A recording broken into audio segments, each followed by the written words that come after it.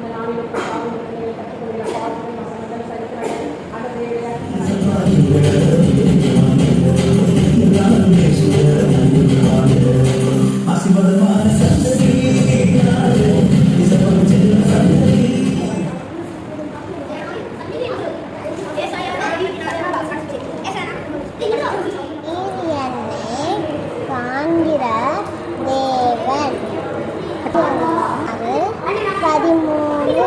Super, clap பண்ணிக்கோ நீ. உனக்கு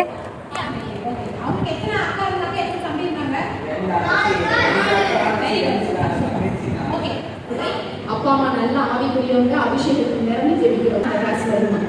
இப்போ கிளாஸ்ல எல்லா பசங்களும் நிறைய கெட்ட பழக்க வழக்கங்கள் உண்டு, பாவ வாழ்க்கைகள் இருந்தாங்க.